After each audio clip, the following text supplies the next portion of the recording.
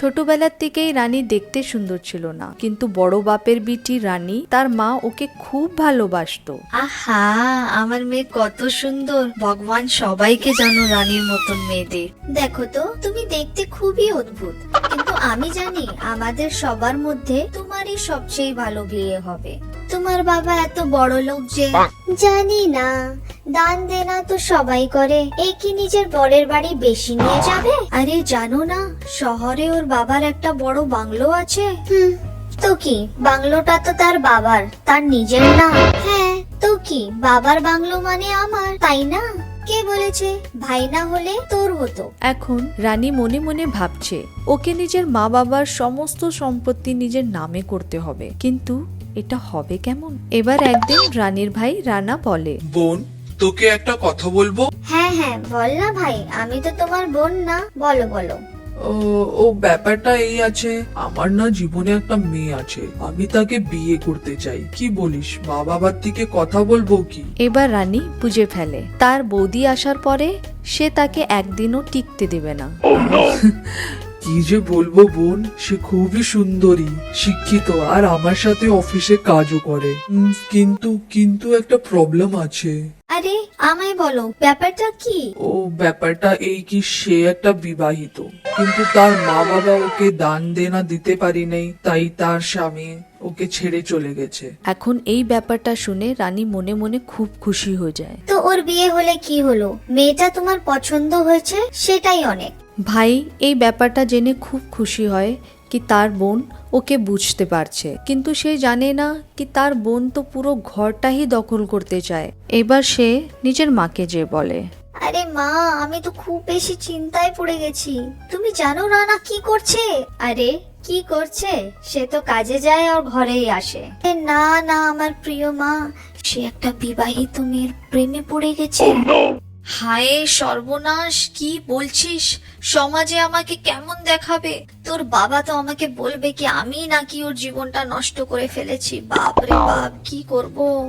আরে মা ছাড়ো তো, বাবার উপরেও এত বিশ্বাস করো না। বাবার অফিসও 5টার সময় শেষ হয়ে যায়, তারপরে সে কি করে অফিসে এত দেরি? তিনি শুধু অফিসে থাকেন, আমি জানি। আরে মা, তুমি কত ভোলা, তুমি কিছু জানো না। এবার রানী নিজের মাকে নিজের বাবার সাথে একটা অন্য মহিলার ছবি দেখায়। দেখো, নিজের চোখে দেখো। বলেছিলাম না বাবা ঠিক না? দে দে তো ছবিটা দে, আমি তোর বাবার সাথে কথা বলবো। উফ, ছবিটা তো ডিলিট হয়ে গেছে, কিন্তু তুমি তো নিজের চোখেই দেখলে না। বাবার থেকে তুমি পরে কথা বলে নিও। আর হ্যাঁ শোনো, আমার নাম একদম নেবে না। এই সব ঘটনা শুনে রানীর মা রাগে লাল হয়ে যায়। তার মা বাবার মধ্যে এবার ঝগড়া লেগে যায়, কিন্তু রানীর মনে কি চলছে সেটা কেউ জানে না। মা, আমি রানীর জন্য একটা ছেলে দেখেছি, তারা আজ বিকালে আসছে রানীকে দেখতে। আর হ্যাঁ, আর একটা কথা, আমি আর বাবা মিলে একটা নতুন বিজনেস শুরু করেছি। এবার বিকালে ছেলেরা আসে রানীকে দেখতে। ছেলের রংটা একটু দাবা ছিল, রানীর একদম পছন্দ হলো না ছেলেটা। তারপর ছেলের মা বলে, দেখেন, কিছু খারাপ মানাবে না, আপনার মেয়ে বিশেষ কিছু দেখতে না, তবে যদি আপনারা আমার ছেলেকে সেটেল করে দিতে পারেন তো কথা আগে বাড়াতে পারি। রানীর ছেলেটা একদম পছন্দ হয়নি। ভাইয়ের উপরে সে খুব রাগ করে। সবার যাওয়ার পর সে বলে, দেখেছো তোমরা কেরম ছেলে এনেছে আমার জন্য?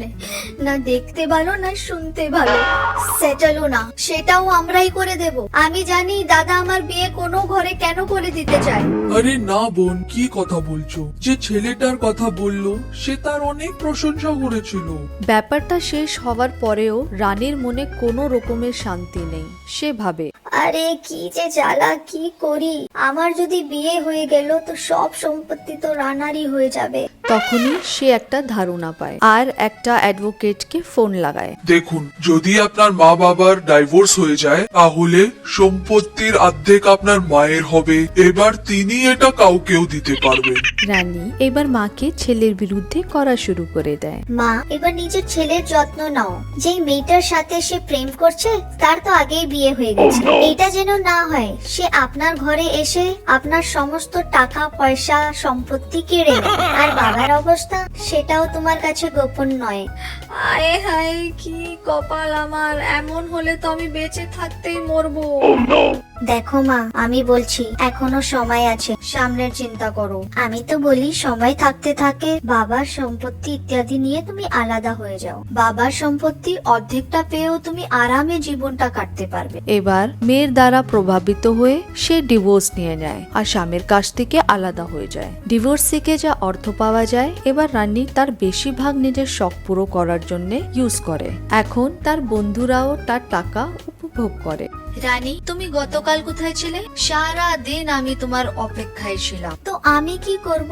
তোমার দেখাশোনা করার জন্য থোড়ি না আমি এদিকে আছি। রানীর এই আচরণ দেখে মা খুব বেশি দুঃখিত হয়ে যায় আর সে কাঁদতে শুরু করে। আমি জানতাম তোমার এই ভাগ্য হবে। তো তুমি আমাকে থামালে না কেন? তুমিই বলো, আমি যদি বলতাম তুমি কি থামতে? ওর কথায় এসে তুমি আমাকে সন্দেহ করলে, নিজের ছেলের উপরে সন্দেহ করলে, কিন্তু তুমি সব ভুলে গেছো কি আমরা কেমন করে এই জীবনে সবকিছু একসঙ্গে তৈরি করলাম। আমায় ক্ষমা করো, আমি আপনার সম্পত্তির একটা বড় অংশ হারিয়েছি, ক্ষমা করো আমায়। আরে কোনো ব্যাপার নেই, তুমি নিজের ভুল স্বীকার করেছো সেটাই যথেষ্ট। তুমি আমার সঙ্গে থাকলে আমি এইরকম আরো অনেক সম্পত্তি তৈরি করে নেব। তখনই রানী কাঁদতে কাঁদতে চলে আসে। মা, রাজা আমাকে ছেড়ে চলে গেল। ও বলল সে আমার সাথে আছে শুধুমাত্র আমার টাকার জন্য। রানী নিজের ভুল স্বীকার করলো আর সবাই একসাথে আবার সুখে থাকতে লাগলো। তো কেমন লাগলো নতুন গল্প? আশা করি আপনারা নিশ্চয়ই কমেন্ট করে আমাকে বলবেন। আমি আবার একটা নতুন গল্পর সাথে ফিরে আসব। টুন খোকা কোকিকে সাবস্ক্রাইব, লাইক অ্যান্ড শেয়ার করুন। ধন্যবাদ।